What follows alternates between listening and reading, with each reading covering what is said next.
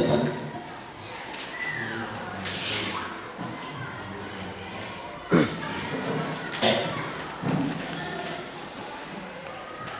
Baik, terima kasih Bapak Kepala Sekolah dan teman-teman semua. Yang pertama saya perlu sampaikan bahwa pada pertemuan kita hari ini terkait dengan sosialisasi tentang disiplin positif di sekolah. Ya, baik Bapak Ibu, perlu saya sampaikan bahwa saya salah satu calon guru penggerak angkatan 11 dari Kabupaten TS, angkatan 11, dan pada kegiatan guru penggerak ini kebetulan kami sudah belajar sampai pada tahap yang namanya budaya positif. Ya, budaya positif, sehingga kami setiap anggota itu didorong oleh instruktur untuk melakukan sosialisasi budaya positif di sekolah masing-masing. Ya, karena budaya positif ini salah satu implementasi kurikulum Merdeka. Ya, salah satu implementasi kurikulum Merdeka yang mau tidak mau harus diterapkan di tiap-tiap sekolah. Ya, baik Bapak Ibu, sosialisasi untuk hari ini kurang lebih waktunya tidak terlalu lama. Ya, paling lama itu 1 jam. Ini nanti terkait dengan kalau ada pertanyaan atau diskusi dari teman-teman terkait dengan budaya positif, nanti kita saling tukar pikiran.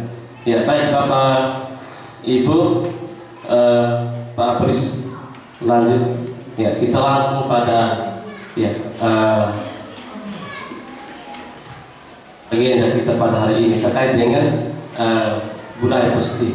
Ya, Bapak Ibu, ya, yang di slide itu, ya, gambar yang di samping itu terkait dengan sekolah yang kita cita-citakan. Terkait dengan sekolah yang kita cita-citakan, di situ kurang lebih ada 4 gambaran. Yang pertama itu pembelajaran yang berpusat pada peserta didik. Yang kedua itu ada iklim sekolah yang aman, inklusif, dan merayakan kebinekaan. Dan yang berikut itu murid memiliki kompetensi dan karakter Pancasila. Dan yang terakhir, pendidikan yang reflektif, gemar belajar, berbagi, dan berkolaborasi. Ya. Baik Bapak Ibu, ya. Di sini artinya untuk mencapai tujuan tersebut, sekolah yang kita cita-citakan itu, yang pertama itu harus lingkungan sekolah itu harus aman, lingkungan sekolah yang aman dan berbasis disiplin positif. Kalau ini jalan Bapak Ibu akan melahirkan yang namanya perkembangan dan pembentukan karakter peserta didik. Lanjut Pak. Ya, ini terkait dengan budaya positif Bapak Ibu. Ya, jadi budaya positif itu merupakan terwujudan dari keyakinan universal yang diterapkan di sekolah. Dan budaya positif ini diyakini mampu menciptakan kolaborasi antar warga sekolah. Bukan hanya warga sekolah, tetapi ada orang tua murid. Dan ini jika diterapkan dengan baik akan memunculkan serta mengembangkan nilai-nilai positif yang dimiliki murid, dan juga akan menciptakan pribadi-pribadi yang berkualitas dan berkarakter baik sesuai dengan profil pelajar Pancasila. Lanjut Pak. Ya, yang berikut ini adalah konsep inti budaya positif. kurang lebih ada 7. Yang pertama itu tentang perubahan paradigma belajar. Perubahan paradigma belajar. Yang kedua itu terkait dengan disiplin positif. Dan yang keempat, ketiga itu kebutuhan dasar manusia. Ada motivasi perilaku manusia, posisi kontrol. Ada keyakinan kelas, dan yang terakhir itu adalah segitiga restitusi. Jadi ini gambaran terkait dengan konsep inti yang dilakukan dalam budaya positif. Lanjut, Pak. Kita mulai dari yang pertama, konsep inti budaya positif yang pertama. Yang pertama itu terkait dengan perubahan paradigma baru. Bapak Ibu, perubahan paradigma baru itu merupakan perubahan besar dalam cara orang berpikir dan menyelesaikan sesuatu yang menggantikan paradigma sebelum. Jadi ini kurang lebih ada 4 hal yang sering kita merasa bahwa apa yang kita lakukan itu sudah benar. Apa yang kita lakukan itu sudah benar. Yang pertama, kita merasa sebagai seorang guru mampu mengontrol peserta didik. Itu yang pertama. Yang kedua, kita percaya bahwa semua penguatan positif sangat efektif dan bermanfaat. Dan yang ketiga, kita merasa bahwa kritik dan membuat orang merasa bersalah itu dapat menguatkan karakter. Dan yang terakhir, kita merasa bahwa orang dewasa memiliki hak untuk memaksa memberi kita. Ya, ini perubahan paradigma baru menurut ada ahli dari Dr. William Glasser, seorang psikiater pendidikan yang dalam teori kontrolnya yang meluruskan miskonsepsi yang telah kita terapkan selama ini. Ini kurang lebih ada 4.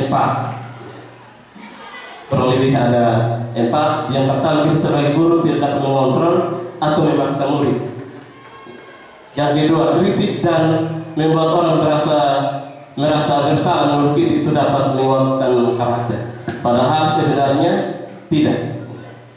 Kritik dan membuat orang merasa bersalah akan menuju yang namanya identitas gagal. Dan yang ketiga, orang dewasa memiliki hak untuk memaksa tidak efektif untuk jangka waktu yang panjang. Ya, di sini Bapak Ibu, banyak orang dewasa yang percaya bahwa mereka memiliki tanggung jawab untuk membuat murid-murid berbuat hal-hal tertentu. Apapun yang dilakukan dapat diterima selama ada sebuah kemajuan berdasarkan sebuah pengukuran kinerja. Lanjut Pak Abis, nanti sebentar Pak kita diskusi. Ya, yang kedua, konsep inti yang kedua terkait dengan budaya positif itu adalah disiplin positif. Ya, Bapak Ibu, selama ini mungkin kita dengar bahwa disiplin itu adalah menghubungkan kata disiplin itu dengan tata tertib. Tata tertib ada teratur dan kebutuhan pada peraturan. Dan kata disiplin itu juga sering orang menghubungkan dengan hukuman. Padahal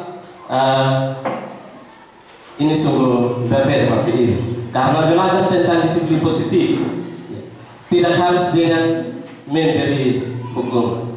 Artinya apa yang kita lakukan itu adalah positif, mengandung unsur positif. Ya, karena di sini Bapak Ibu belajar tentang disiplin positif, ya, itu tidak harus dengan memberi hukuman, dan justru itu adalah salah satu alternatif terakhir, dan kalau perlu tidak sama sekali digunakan.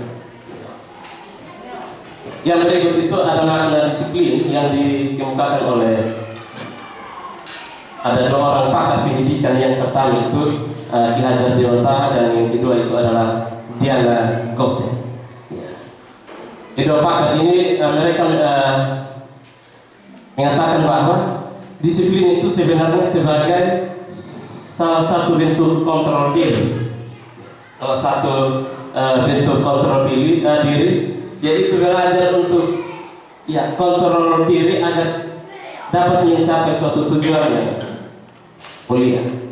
Nah, tujuan-tujuan mulia ini mengacu pada nilai-nilai atau prinsip mulia yang dianut seseorang, yang kita sebutkan dengan ada nilai-nilai kebajikan atau virtues, nilai-nilai kebajikan yang universal.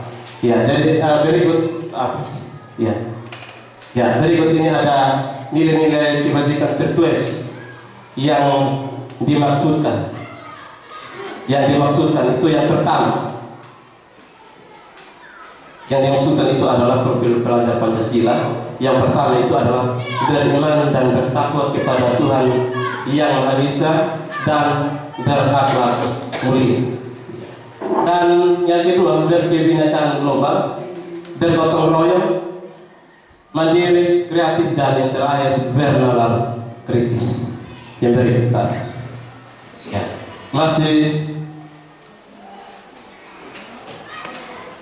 Ini sudah masuk pada kembali atas tim positif. Coba lanjut. Motivasi perilaku manusia. Bapak Ibu, mari kita tanyakan diri, atau kita refleksi terkait dengan motivasi perilaku manusia. Selama ini apa yang kita lakukan? Apakah kita melakukan sesuatu itu karena adanya dorongan dari lingkungan atau ada dorongan dari orang lain? Itu yang pertama. Yang kedua, pernahkah kita melakukan sesuatu untuk mendapatkan senyuman dari orang lain, atau untuk mendapat hadiah, atau untuk mendapatkan uang? Sini Bapak Ibu, untuk mengetahui lebih jauh lagi, kita lanjut materi mengenai motivasi perilaku manusia. Ini motivasi perilaku manusia. Bapak Ibu, di sini motivasi itu adalah dorongan yang timbul dari diri seseorang secara sadar atau tidak sadar untuk melakukan suatu tindakan untuk tujuan tertentu. Jadi di sini ada motivasi, ada eksternal dan internal. Nah, eksternal di sini murid melakukan kedisiplinan karena dikarenakan takut menghindar dari hukuman atau pengharapan akan bentuk penghargaan. Itu eksternal. Sedangkan internal, murid melakukan kedisiplinan dikarenakan sadar akan nilai-nilai kebajikan yang ada dalam dirinya. Itu menghargai diri, kebajikan diri sendiri. Ini terus untuk peserta didik. Jangan sampai mereka melakukan sesuatu itu karena ada paksaan. Tapi sebenarnya itu harus mereka sadar bahwa apa yang mereka lakukan itu yang nantinya berdampak pada kehidupan yang akan datang atau masa depan. Itu yang harus diyakini. Lalu berikut, motivasi perilaku manusia menurut Diana Rosen ini ada 3. Yang pertama itu untuk menghindari ketidaknyamanan atau hukuman. Yang kedua untuk mendapatkan imbalan atau penghargaan dari orang lain. Dan yang ketiga itu untuk menjadi orang yang mereka inginkan dan menghargai diri sendiri dengan nilai yang mereka percaya. Yang paling terakhir yang ketiga itu murid bertanya akan menjadi seperti apa jika saya melakukan. Hal tersebut merupakan motivasi internal.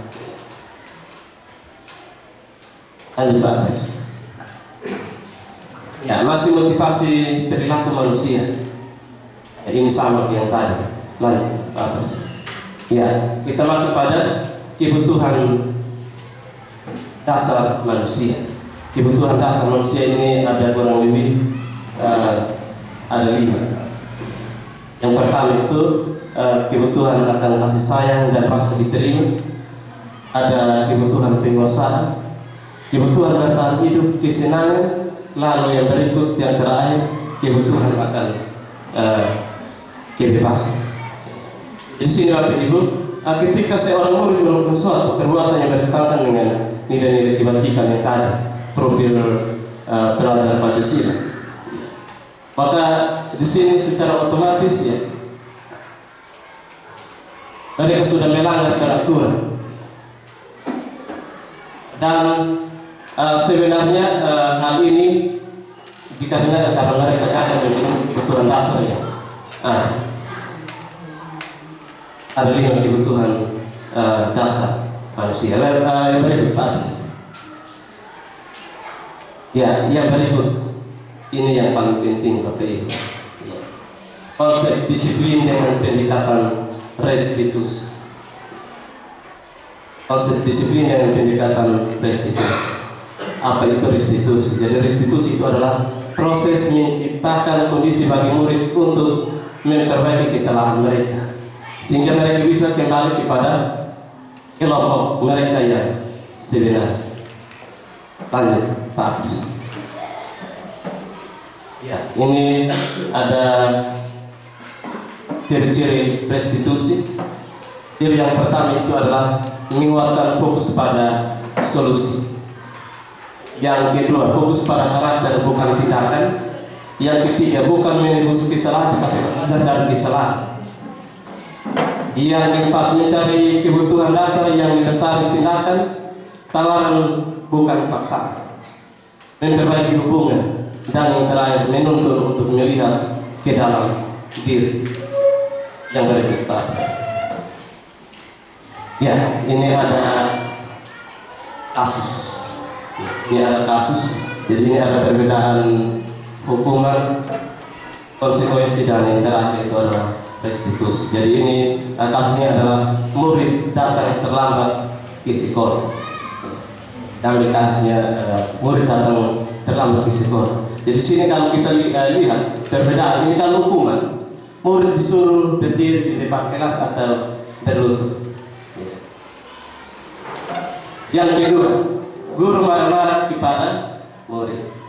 Ini hukuman Bapak Ibu. Yang berikut, murid disuruh menulis saya tidak akan terlambat lagi sebanyak 100 kali. Ini juga masuk hukuman. Saya kira ini tidak ternyata ini dia masuk. Kalau berikut ini konsekuensi, guru memberikan konsekuensi berada dalam kelas selama jam istirahat berlangsung. Lalu yang kedua, guru tegas dan murid menghormati. Yang berikut ini restitusi. Oke. Ya, kalau penyelesaian menggunakan segitiga restitusi, itu guru menanya keyakinan kelas yang telah disepakati. Lalu yang guru menanya keyakinan kelas yang telah disepakati, dan guru membantu menyelesaikan masalah. Jadi ini kita guru juga mengatasi masalah tanpa masalah. Yang berikut yang kedua, murid terbuka dan menghormati dirinya dan orang lain. Berikut Pak, sebentar kita ini. Ya, yang berikut ini ada 5 posisi kontrol guru Bapak Ibu. Ini ada yang pertama itu posisi kontrol kita sebagai penghukum yang pertama. Yang kedua, membuat rasa bersalah. Yang ketiga itu teman. Yang keempat itu pemantau, dan yang kelima itu adalah manajemen. Ya, jadi Bapak Ibu, mari kita lihat sama-sama kira-kira kita punya posisi itu ada di mana. Posisi kita ada di mana? Apakah membuat rasa bersalah? Apakah sebagai teman manajer atau penghukum? Jelas. Jadi ini ada contoh Bapak Ibu. Ya, kalau penghukum berarti murid itu harus patuh peraturan sekolah, berdiri di barisan lain. Itu kalau omong tentang ya. Kalau pembuat rasa bersalah itu berarti ya, ini berapa kali ibu bilang sama kamu, ibu kecewa sama kamu. Oleh kecil mungkin karena terlambat atau karena tidak kerja tugas. Ibu yang kecil. Ya. Yang itu, kontrol kita sebagai teman. Ini kamu lagi. Misalnya ini hari terlambat, kamu ini tiap hari terlambat terus. Kemarin terlambat ini hari lagi. Yang terlambat bukan orang lain, hanya itu anak saja. Ya. Ayo. Kamu dengar. Ada ibu. Bukan, tapi Bapak Ibu ini teman juga ya. Artinya kita sebagai guru jangan beri kelosan untuk jangan sampai anak-anak kita sebagai dia punya kawan bermain di situ. Tapi dia tersambung Pak lu. Yang berikut sebagai pemantau. Ya, sebagai pemantau kamu sudah melanggar peraturan sekolah. Kamu tahu konsekuensinya apa. Nanti saya cek kerjakan apa yang seharusnya yang kamu lakukan. Itu sebagai pemantau. Dan yang terakhir itu adalah sebagai manajer. Apakah kamu tahu kesalahan kamu? Apa kira-kira pendapatmu bagaimana cara memperbaiki kesalahan kamu? Ya, tadi 5 posisi kontrol guru yang sangat diserahkan untuk kita guru pakai itu adalah yang sebagai manajer. Kalau sebagai ya penghukum inisiator pembuat rasa besar ini juga masih istilah gangguan psikologi.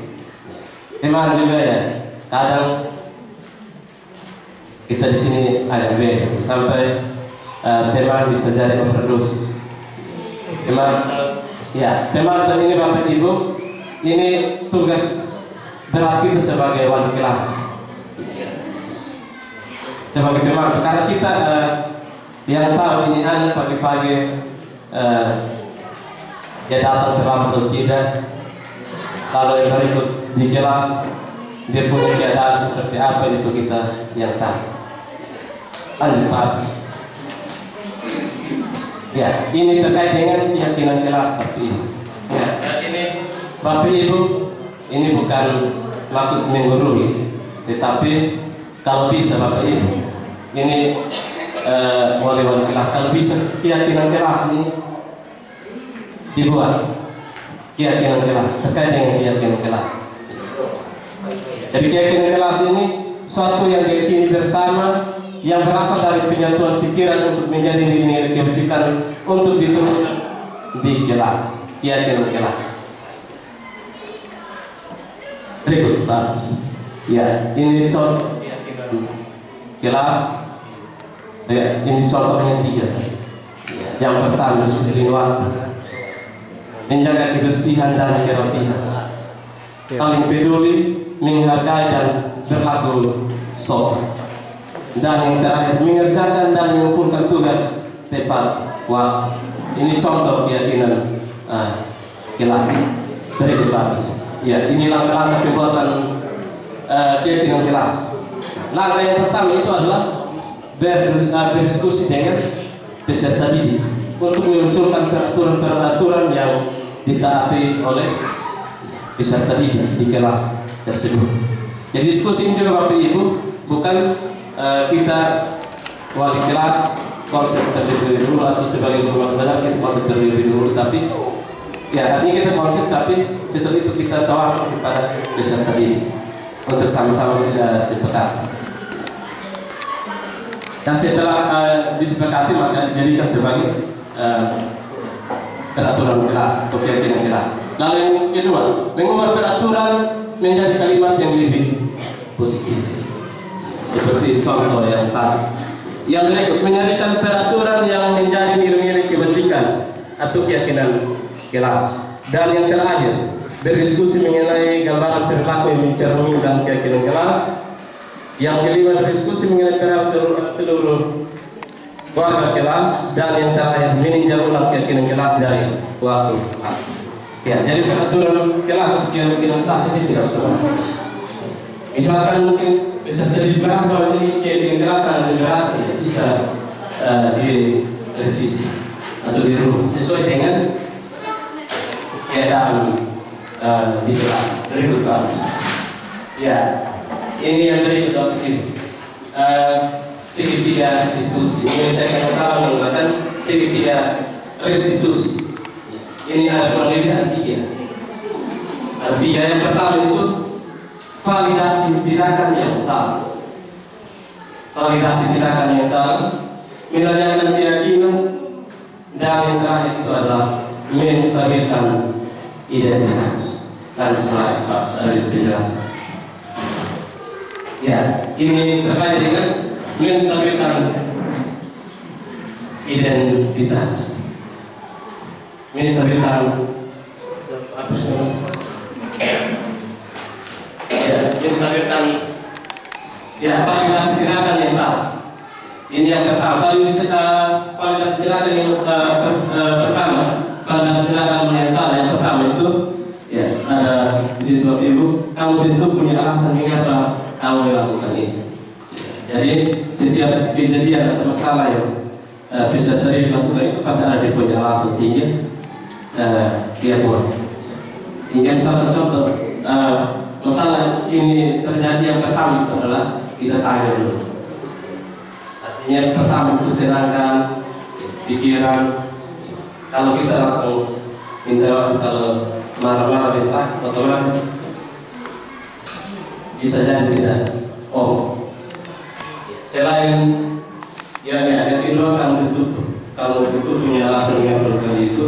Yang kedua ada cara yang lebih efektif untuk mendapatkan apa yang kamu butuhkan. Itu terkait dengan validasi tindakan insan. Yang kedua, menanyakan keyakinan kelas apa yang telah kita sepakati. Jadi misalkan kalau bisa dari data terlanggar, tadi kira-kira tindakan yang kamu buat itu sesuai dengan kesepakatan kelas kita atau tidak. Kalau di peserta bilang iya ya, keyakinan kelas apa yang kamu lakukan. Lalu kemudian ya, kamu ingin menjadi orang yang seperti apa?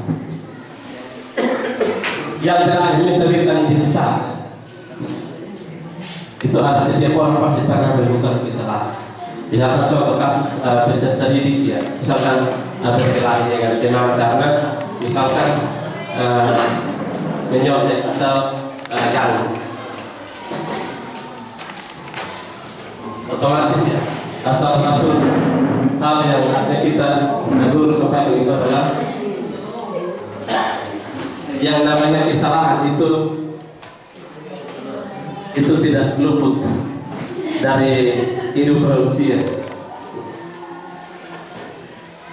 Setiap orang pernah melakukan kesalahan. Jadi memang ini orang yang bilang manusia itu tidak ada yang sempurna. Lalu yang berikut, kamu bukan satu-satunya yang pernah melakukan ini.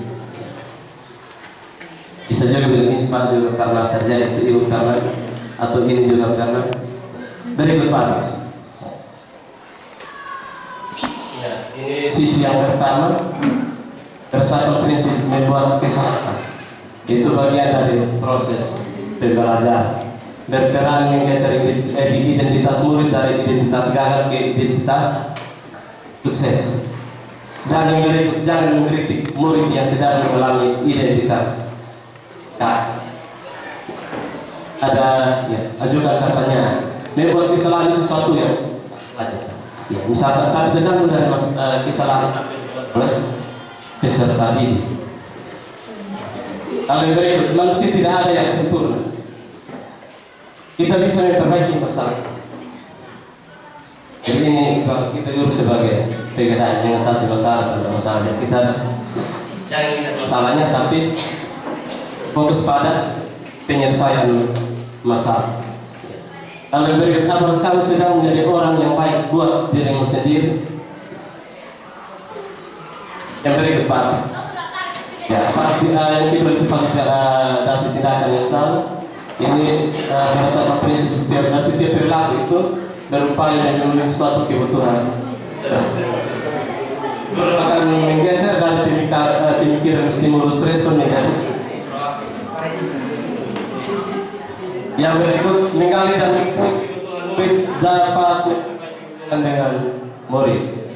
Pernyataan-pernyataan yang disampaikan dengan nada suara tidak menghakimi atau memojokkan. Ya, ini ada dua pertanyaan. Saja bertindak ilegal dari ini. Kamu bukan melakukannya tanpa suatu alasan tertentu. Kamu melakukannya karena mempertahankan sesuatu yang penting bagi. Mungkin kamu bisa mempelajari suatu perilaku yang baru, yang efektif. Bersediakah kamu mempelajarinya? Iya. Ya, menanyakan tindakan. Menanyakan teori kontrol. Dasarnya kita termotivasi secara intrinsik. Saat perilaku telah divalidasi dan identitas telah stabil, maka murid telah siap mengaitkan keyakinan dengan tindakan yang ya, ini adalah pertanyaan sebagai teolog telah nilai apa yang telah kita sepakati, seperti apa gambaran sebuah kelas yang bagi kamu, dan yang terakhir kamu ingin menjadi orang seperti apa yang dari Paris Andi ada ya. Yang berikut Bapak Ibu, hal-hal yang perlu diperhatikan dalam segitiga restitusi. Yang pertama itu perilaku yang salah perlu dikaitkan dengan nilai-nilai atau keyakinan yang telah disepakati atau yang dituju. Yang kedua, kesediaan orang yang melakukan kesalahan untuk memperbaiki masalah tersebut. Yang berikut, pemecahan masalah sebisa mungkin relevan atau memiliki hubungan dengan masalah yang ada. Yang berikut, perlu adanya suatu usaha perbaikan dari pihak yang berbuat kesalahan. Yang berikut, perlu didedikasikan waktu dari pihak yang berbuat kesalahan. Tanyakan kapan akan dimulai melakukan usaha untuk memperbaiki kesalahan tersebut. Ya, Bapak Ibu, sekarang telah tersedia ada snack, jadi minta maaf ini ke snack ringan. Jadi silakan Bapak Ibu yang sudah mendapatkan, silakan ambillah, makanlah dan minumlah.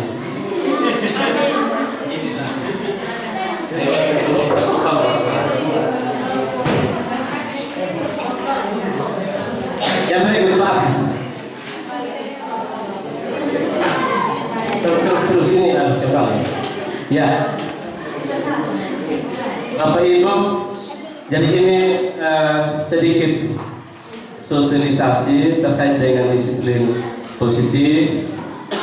Jadi tadi sudah dijelaskan kurang lebih ada 7 konsep inti terkait dengan budaya positif, penerapan budaya positif. Jadi mungkin Bapak Ibu yang mau berbagi terkait dengan apa yang ditayangkan tadi, terutama terkait dengan kontrol. Yang paling utama itu terkait dengan 5 posisi kontrol guru dan yang segitiga restitusi. Lain mungkin Bapak Ibu ada yang mau berbagi, silakan, waktu dan kesempatan saya berikan seluas-luasnya. Tidak saya. Ya, silakan Pak Sof. Betul. Terima kasih atas waktu dan kesempatan yang saya peroleh. Selamat siang kita semua. Selamat siang. Baik, tadi ketika bagi materi saya tidak begitu perhatikan, tapi yang saya lihat sepintas, saya dengar sepintas itu menyangkut dia punya temanya, yaitu tindakan positif atau disiplin positif. Tadi dalam penyampaian materi itu sempat singgung bahwa ketika Bapak Ibu guru pun terkadang membuat tindakan-tindakan yang artinya mau dikatakan kasar. Nah, menjadi pertanyaan untuk saya, minta maaf, artinya Bapak Ibu Guru bertindak kasar terhadap peserta didik yang ada. Ini bukan tujuannya untuk memvonis mereka atau membuat mereka supaya mereka takuti kita. Artinya bukan takuti kita, minta maaf. Tapi supaya mereka patuh atau hormat terhadap semua guru yang ada. Nah, menjadi pertanyaan bagi saya, ketika si peserta didik tersebut dia datang terlambat, artinya kita sudah buat kesepakatan semenjak mereka sudah mendapatkan dia di sini bahwa mereka harus patuhi setiap aturan yang ada di lingkungan sekolah ini. Kita sebagai guru piket atau Bapak Guru wali kelas sudah memberikan arahan, tapi toh mereka masih melakukan hal yang sama. Bagaimana tindakan lebih lanjut supaya kita bisa mengantisipasi atau bisa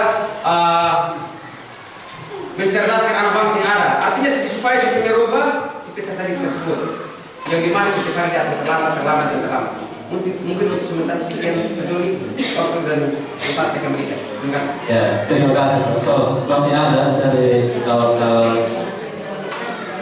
Ya, terima kasih Pak Sos.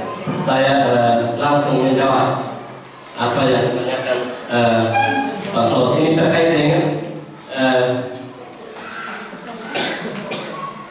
kesepakatan yang kita buat. Misalkan ini peserta didik, artinya kita sudah sampaikan berulang-ulang, keyakinan keras kita sudah buat bahwa disiplin waktu itu penting, tidak datang terlambat, tetapi toh ini peserta didik dia masih terlambat. Artinya setiap hari dia ada di barisan terlambat. Artinya orang yang sah itu kalau tidak sah lagi di bagian mana kita harus.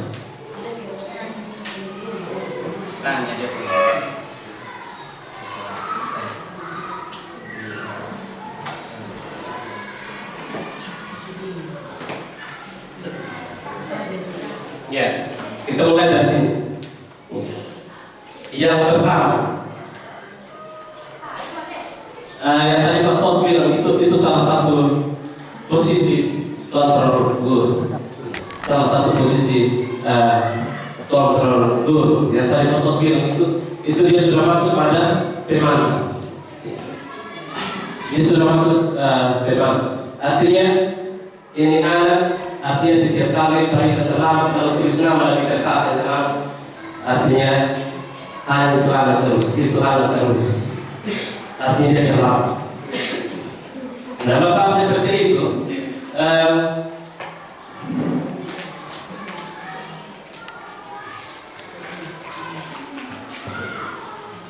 kita lihat kembali pada penyerapan terkait dengan kalau keyakinan keras itu sudah buat terlambat, otomatis yang pertama itu adalah kita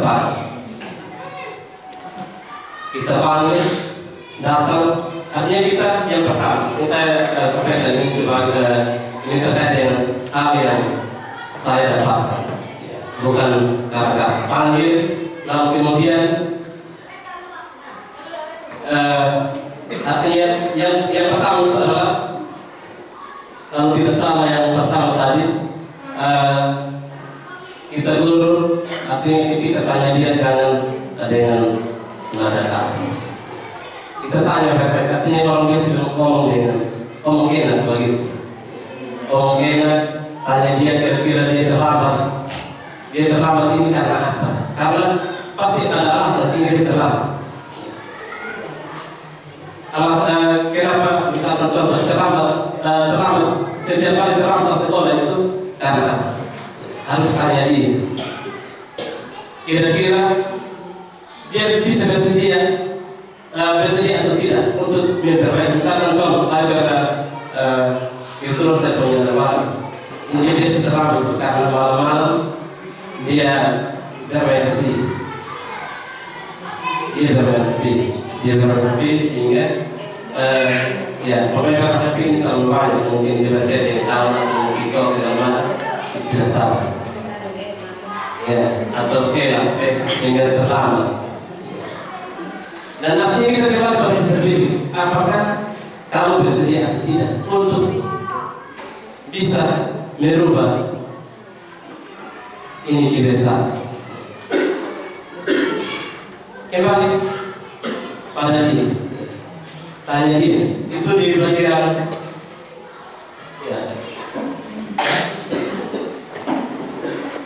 segitiga restitusi. Kita tanya ya, kalau itu punya alasan kenapa kamu yang beri, kenapa terlambat? Lalu validasi, kita tanya dia, kalau dia tanya dia kira-kira lu yang terlambat ini itu kira-kira disebabkan apa yang kita sepakati? Ya pasti dia tahu. Disiplin waktu misalnya, contoh.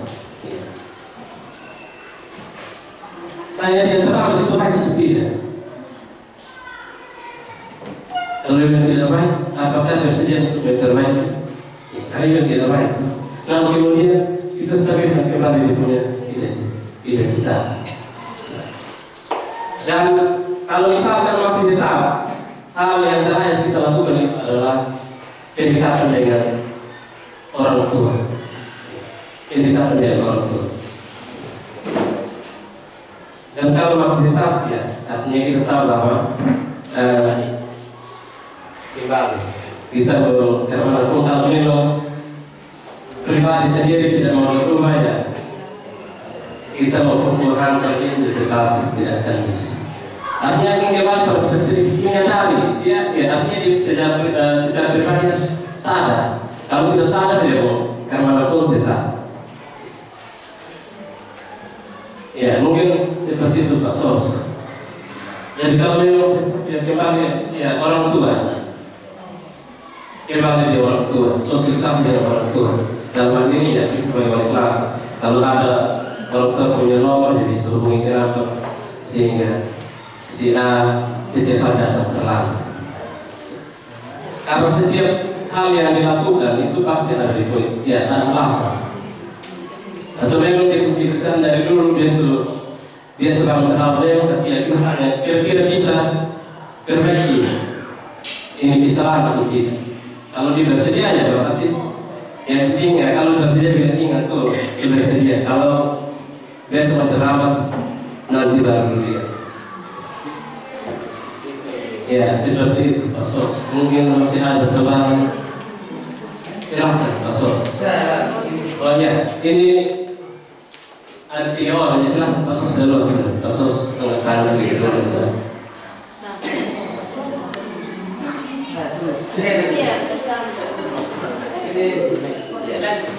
Tadi yang saya tanyakan saya tunjukkan kepada peserta didik. Sekarang pertanyaan berikut itu tunjukkan kepada Bapak Ibu guru yang ada.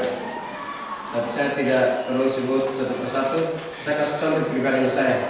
Karena kita berbicara tentang kedisiplinan, jadi mana dia akan menuju ke yang namanya hal positif. Tidak ada yang hal yang negatif. Jadi seperti yang tadi materi disampaikan oleh Pak Dodi tadi bahwa disiplin dengan yang bersifat positif. Nah, kita sebagai Bapak Ibu guru yang ada, kita telah membangun sebuah keputusan di mana kita jam 7.00 kita sepakati. Tapi setelah kita sepakati, saya sendiri saya melanggar. Saya secara pribadi saya melanggar. Jam 7.15 baru saya datang ke rumah. Tindakan apa yang harus dibuat sehingga si guru tersebut bisa merubah dia punya kebiasaan. Jangan kita berpatokan bahwa Allah bisa karena biasa. Ya. Jadi cobalah memberikan salah satu contoh yang sangat konkret untuk kita semua, sehingga kita juga bisa tahu, sadar terkait dengan kedisiplinan. Karena dia punya kata dasarnya disiplin, tapi manfaatnya sangat luas. Karena itu mungkin untuk sementara seperti itu Pak Joni berikan salah satu contoh yang sangat konkret untuk kita semua. Terima kasih, saya kembalikan. Terima kasih Pak Sos.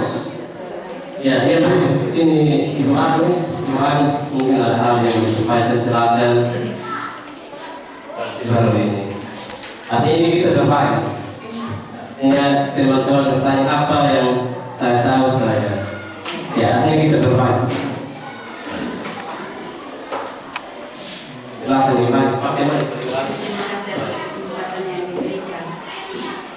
Yang pertama saya mengajak kita semua untuk memberikan apresiasi kepada Bapak. Terima kasih Tuhan. Sungguh sangat luar biasa. Ternyata berbagi ini sangat positif. Kita saling mengisi. Ya, Bapak calon guru penggerak yang hebat.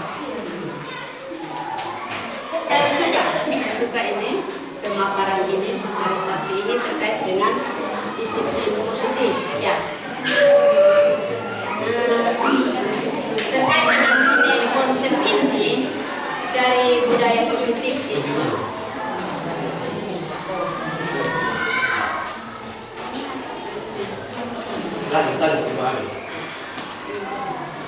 terkait dengan konsep inti dari budaya positif itu ada 6 ya Pak Joseph. 6 atau 7? 7 ya. 6. Terus yang Bapak jelaskan untuk kami itu di segitiganya, segitiga restitusi. Itu saya melihat bahwa sepertinya, ini saya komentar ya Bapak. Sepertinya segitiga restitusi ini adalah konsep yang paling bagus untuk diterapkan. Paling bagus untuk diterapkan. Terus di sana saya melihat bahwa di dalam penerapan ini segitiga restitusi ini, di sana guru bertindak sebagai manajer. Tidak lagi sebagai penghukum, tidak lagi sebagai pembuat rasa bersalah, tapi dia di posisi manajer. Di situ dia bertindak sangat positif di situ, kontrol sangat bagus di situ. Saya suka. Ternyata kita baru tahu kita punya posisi selama ini. Itu baiklah, itu menjadi sebuah refleksi untuk kita semua sebagai guru dan juga tentu saja sebagai siswa. Kemudian sangat bagus, saya rasa sangat bagus. Terus Pak Joni, saya mau tanya, tutup pagar ini dia berada di mana? Budaya positif atau negatif? Apakah itu tindakan menghukum atau tidak? Dan apa yang sebaiknya kita lakukan kalau itu adalah tindakan menghukum? Terima kasih. Ya, terima kasih Ibu Agnes. Ini pertanyaan yang luar biasa dan ini kalau kita mau diskusi berarti ini nanti panas. Ya, dan saya coba menjawab Ibu Agnes punya pertanyaan terkait dengan posisi kontrol kita sebagai guru. Itu ada di posisi apa? Silakan Pak Agus. Baik, terima kasih. Mohon izin dulu. Terima kasih. Pak Agus berdiri. Saya peroleh untuk memberikan satu pertanyaan terkait dengan terkait dengan posisi kontrol guru. Sebelum kami mulai dengan pelajaran 2024-2025 itu kami start dengan yang namanya membuat kesepakatan kelas. Membuat dengan namanya kesepakatan kelas, artinya apa yang harus kami kerjakan di dalam kelas, khususnya untuk mata pelajaran PABP kelas 8, yang imbasnya akan menghasilkan nilai rapor. Karena ini kita punya pengalaman, bahkan tahun pelajaran kemarin itu kita banyak ribut soal nilai.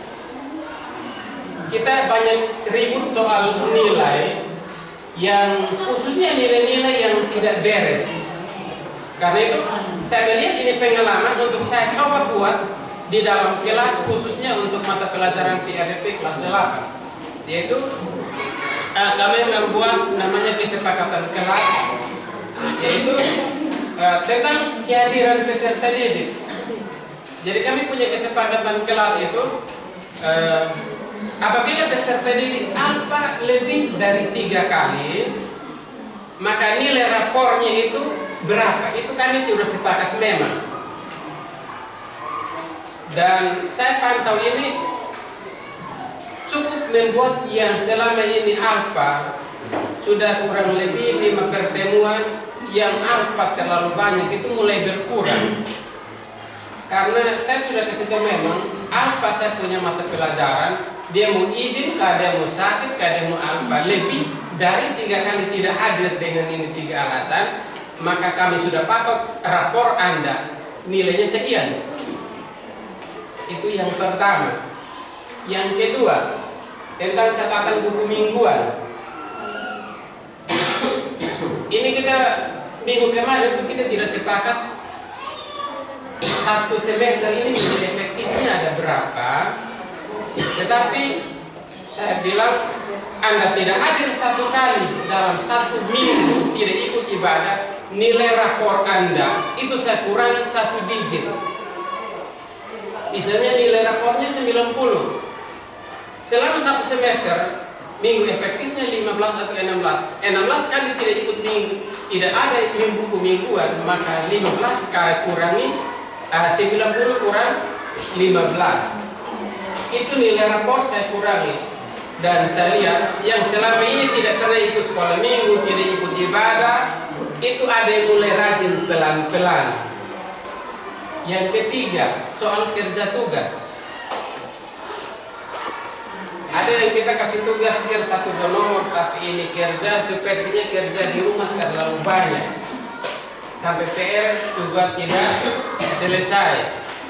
Dan kami buat kesepakatan, selama ini tugas tidak jalan, maka begitu saya ada di dalam kelas langsung berlutut sampai kapan itu tugas selesai.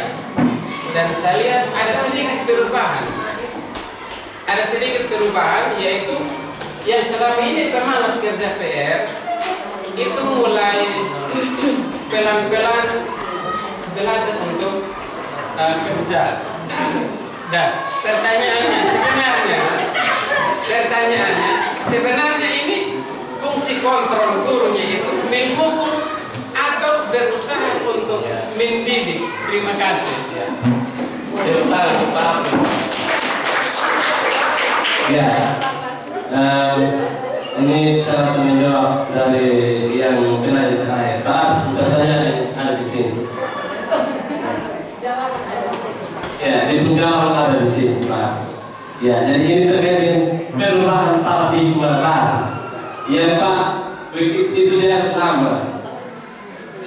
Paradigma lama itu. Kalau yang sekarang, yang sesuai dengan implementasi kurikulum mereka. Jadi ini paradigma baru yang dibuat ini berdasarkan hasil kajian. Hasil kajian bukan hasil hanya omong kosong atau kalian hasil kajian. Sehingga kalau kita tanya ini, ya ini yang Pak bertanya, ini ada beberapa hal yang sering kita merasa bahwa apa yang kita lakukan sudah benar. Memang menurut aku sih itu sudah benar, tapi kita lihat dari perubahan paradigma baru itu kita perlu berevaluasi.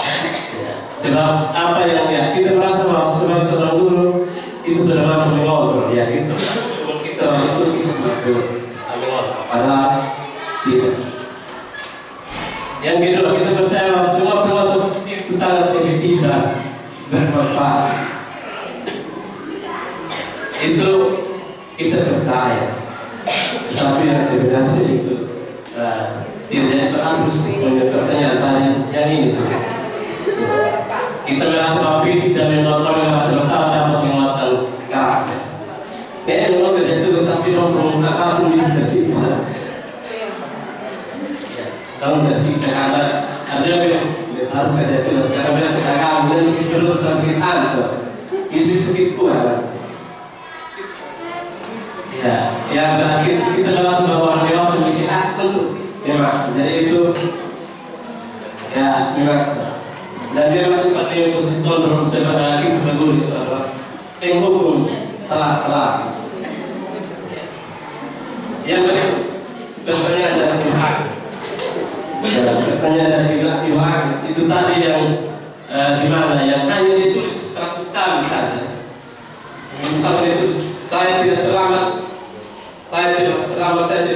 ditulis sebanyak 100 kali. Itu juga sudah termasuk dalam menghukum. Apalagi kalau kita tutup pintu pagar dan suruh dia pulang, itu artinya itu penghukum. Ya.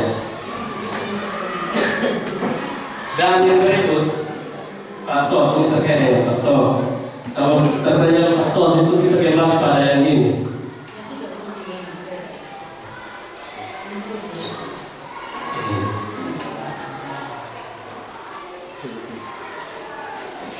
Ya, motivasi perilaku kita sebagai manusia. Apakah kita melakukan sesuatu karena adanya dorongan dari lingkungan atau adanya dorongan orang lain?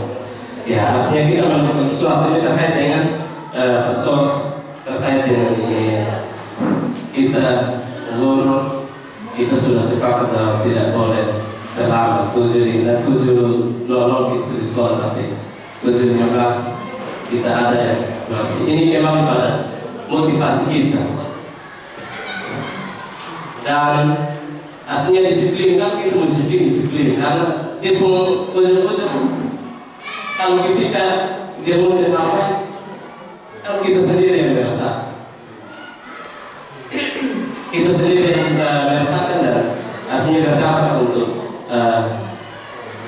orang lain. Dan yang terakhir saya perlu sampaikan bahwa Bapak Ibu, penerapan disiplin positif di sekolah ini butuh kolaborasi atau kerjasama. Butuh kolaborasi kerjasama, saya yakin pasti bisa jadi. Kalau hanya misalkan contoh itu agak yang sendiri dilakukan, otomatis ini bisa terlibat bagi banyak, tidak akan berhasil. Tapi kita semua bergerak. Makanya hari apa itu kami rukun instruktur bilang bahwa kita coba keluar dari zona nyaman, kita coba berani keluar dari zona nyaman. Karena memang waktu kami diskusi itu ada yang bilang kita orang timur itu keras. Jadi kalau kita mau bina dengan hal yang mulai berat, sampai kami punya kawan satu kasih contoh misalkan kalau di Jawa sana ini kena orang ternyata gitu langsung bebas itu senang. Tapi kalau kita di sini dengan kaki bilang sulit langsung cuma tahu gimana. Dan punya tahu gimana. Sehingga artinya melalui sosialisasi hari ini artinya kita Bapak Ibu kita coba gerakan. Kita coba gerakan. Artinya kita jangan berpikir bahwa ini hal yang susah, ini hal yang sulit. Kita orang timur itu karakternya keras, jadi harus dengan keras. Tapi kita coba dengan terang. Ya, mungkin seperti itu.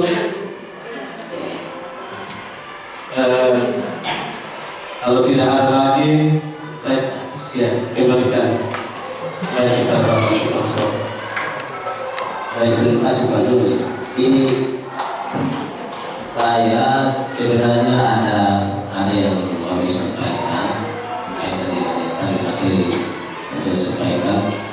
nanti melalui guru besar. Itu yang pertama. Yang kedua, saya mau minta izin sekarang untuk waktu sore, karena ada hal penting yang untuk saya bukan menggerakkan kegiatan, tidak, tapi ini saya sampaikan kepada kawan. Ini juga sudah selesai, sudah diskusi.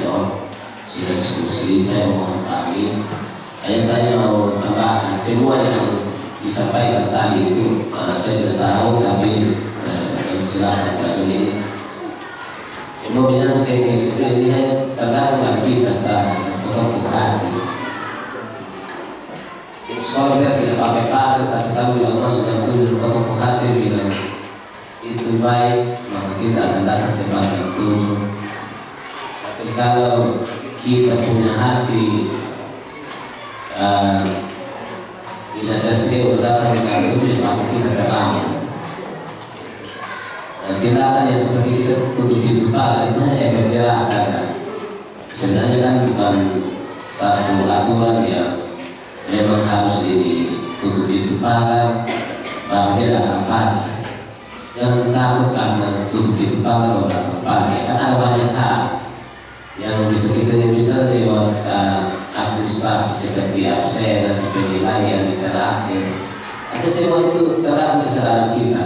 Kalau dari saya, ini bukan saya ambil kesimpulan, tapi dari saya pribadi, ya, kita mau pakai cara banyak untuk kita bisa mengikuti, itu juga bisa. Memang yang tadi Pak Joni bilang, kita orang bagian timur sini harus keras. Sebenarnya kan itu bukan yang zaman lain. Sekarang kan kadang menjadi sadar. Yang berikut, saya juga ikuti sedikit yang kita suruh siswa untuk pilih kotor ketika terlambat itu bukan pilihan saya bersalah, atau suruh dia berlutut ketika dia berbuat salah, itu kan bukan penyelesaian masalah. Toh ada di kita juga, di kita guru. Kalau kita omong baik-baik dengan dia, saya terkadang rasa, tapi terkadang saya kasih orang. Ya, jadi tergantung di kita. Semua itu daripada kita punya pribadi.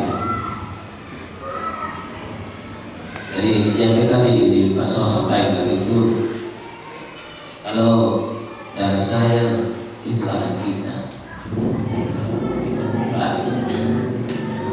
Dan saya tidak pernah berkesimpulan, silakan nanti saya terbaca dengan kesimpulan, tapi ini saya berpikir seperti itu, dan mohon izin untuk nanti dan luas dilanjutkan nanti terus saya jika ada bertanya lanjut dan sebentar tutup kasih kita. Ini itu saja. Saya mohon pamit, mohon supaya teman-teman mengikuti proses saya. Sudah diskusi sering kali, pasti sudah selesai. Itu saja dan terima kasih. Ya, baik, terima kasih Bapak Ersek.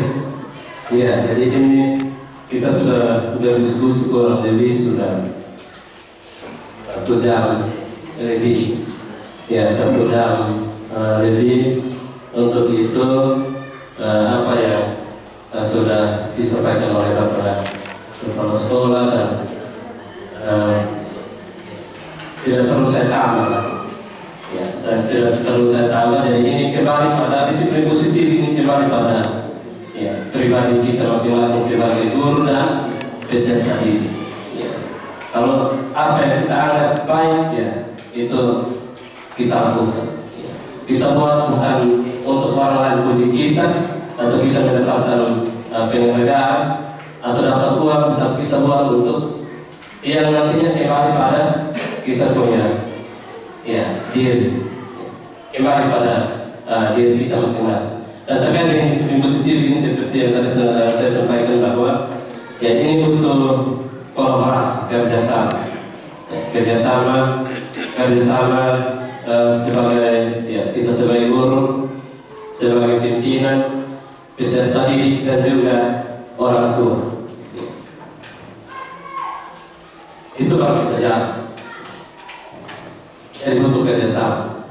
Ya, jadi mungkin itu beberapa hal yang saya sampaikan. Ini terkait dengan waktu kita hanya sedikit saja. Ini jam-jam begini kita sudah artinya di mana. Jadi saya tidak perpanjang kata lagi. Saya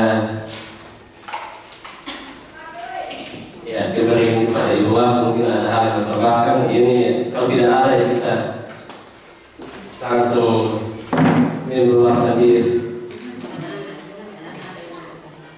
Saya tadi ada bertanya, kok bertanya saja. Tidak masalah, ini kita diskusi.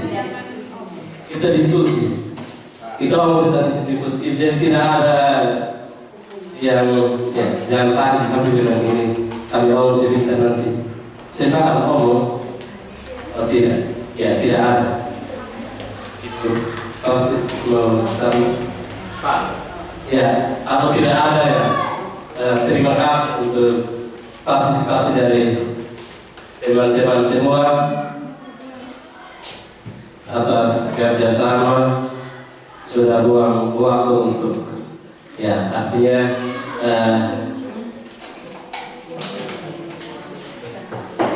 untuk artinya berbagi dengan saya, dan ya tidak ada sesuatu yang saya bahas yang bisa itu adalah terima kasih. Tuhan Yesus memberkati.